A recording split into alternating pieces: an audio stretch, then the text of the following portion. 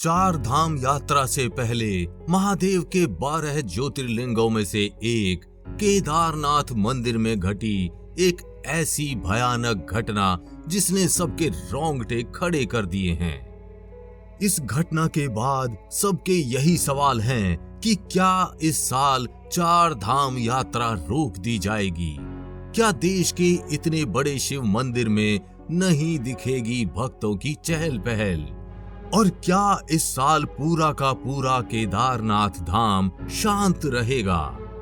वास्तव में केदारनाथ मंदिर को उत्तराखंड में होने वाली चार धाम यात्रा का महत्वपूर्ण पड़ाव माना जाता है। केदारनाथ, बद्रीनाथ, गंगोत्री और यमुनोत्री को छोटा चार धाम भी कहते हैं। इसके अलावा भारत के चार धाम यात्रा में भी केदारनाथ मंदिर का बड़ा ही महत्व होता है, क्योंकि बद्रीनाथ आने वाले ज्यादातर श्रद्धालु केदारनाथ मंदिर भी आते हैं। लेकिन इस बार चार धाम यात्रा से पहले यहाँ एक ऐसी अनहोनी हुई है जिसकी किसी ने कल्पना भी नहीं की होगी। तो आखिर क्या है वो घटना जो देश भर के तमाम शिव भक्तों के लिए बुरी खबर लाई है? आखिर क्या है पूरी कहानी? जानने के लिए इस वीडियो को अंत तक जरूर देखिएगा। लेकिन वीडियो शुरू करने से पहले जय बाबा केदारनाथ कमेंट करना बिल्कुल भी मत भूलिएगा। भगवान केदारनाथ की कृपा आपके पूरे घर परिवार पर सदैव बनी रहेगी। ये बात बीते दिनों 23 अप्रैल रविवार की है, जब दोपहर 2:15 पर केदारनाथ धाम पर एक हेलीकॉप्टर उतरा।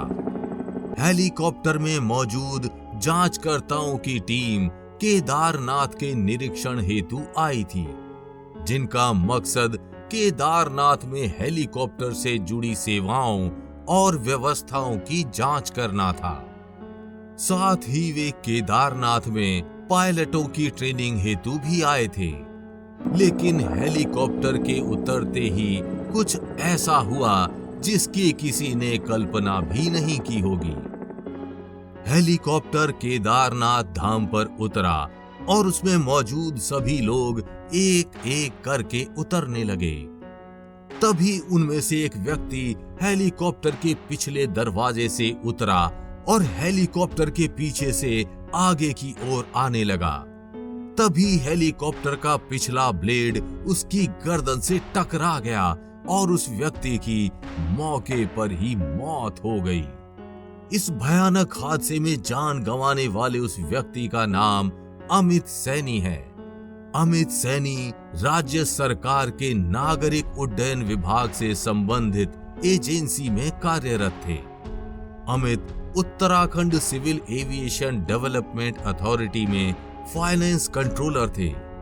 तो आखिर अमित सैनी ने ऐसी क्या गलती की थी जिसकी कीमत उनको अपनी जान से चुकानी पड़ी? एक सामान्य हेलीकॉप्टर पर लगे हुए ब्लेड 1 मिनट में 500 बार घूमते हैं, जिससे हेलीकॉप्टर के आसपास के क्षेत्रों में तूफान जैसा माहौल बन जाता है और लोगों को हेलीकॉप्टर के आसपास आने से रोका जाता है। हेलीकॉप्टर के ब्लेड अत्यंत धारदार होते हैं, इसीलिए हेलीकॉप्टर पर चढ़ते और उतरते समय सुरक्षा का विशेष रूप से ध्यान रखा जाता है, क्योंकि हेलीकॉप्टर के ब्लेड की चपेट में आने वाली वस्तु का बचना मुश्किल हो जाता है। हेलीपैड पर हेलीकॉप्टर के उतरते समय अधिकारी अमित सैनी ने सेफ्टी नियमों को नजरअंदाज किया। इस गलती की कीमत उन्हें अपनी जान देकर चुकानी पड़ी। अमित की गर्दन हेलीकॉप्टर के टेल रोटर ब्लेड में फंसकर कट गई और उनकी मौके पर ही मृत्यु हो गई। दुनिया भर की हेलीकॉप्टर ऑपरेटिंग एजेंसियां और कंपनियां कुछ सुरक्षा नियमों का पालन करती हैं। पैसेंजर्स को भी इनके बारे में बताया जाता है। फिर भी कुछ लोग इसका ध्यान नहीं रखते और हादसे का शिकार हो जाते हैं। इसलिए यदि आप भी कभी हेलीकॉप्टर से यात्रा करते हैं तो सुरक्षा नियमों का विशेष रूप से ध्यान रखिएगा और हेलीकॉप्टर के पिछले हिस्से की ओर भूल कर भी मत जाइएगा। केदारनाथ धाम में हुआ ये भयानक हादसा केदारनाथ मंदिर खुलने से ठीक 2 दिन पहले हुआ था। महादेव के 12 ज्योतिर्लिंगों में से एक केदारनाथ मंदिर के दरवाजे मेघ लग्न में 25 अप्रैल सुबह 6:20 पर खोल दिए गए थे। लेकिन मंदिर के खुलने से पहले की जाने वाली परंपराएं पिछले 4 दिनों से चल रही थी। मंदिर खुलने के 4 दिन पहले यानी 21 अप्रैल से ही ये अनुष्ठान शुरू हो गए थे।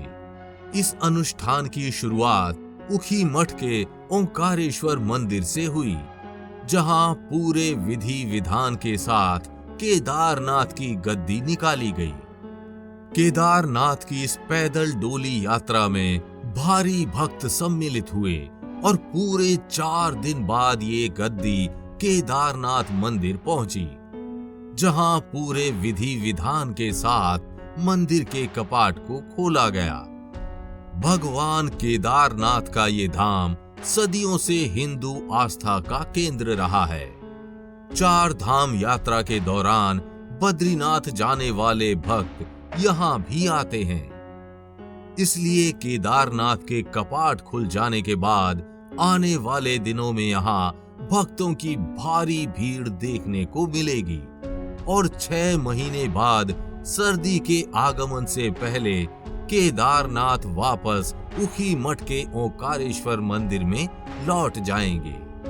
जिस प्रकार सर्दियों में बद्रीनाथ के कपाट बंद हो जाने के बाद भगवान बद्री नारायण की पूजा जोशी मठ के नरसिंह मंदिर में की जाती है, ठीक उसी प्रकार केदारनाथ के कपाट बंद होने के बाद उनकी पूजा उखी मठ के ओंकारेश्वर मंदिर में की जाती है। उखी मठ को भी एक महत्वपूर्ण तीर्थ स्थल माना जाता है, जो रुद्रप्रयाग से तकरीबन 41 किलोमीटर दूरी पर स्थित है।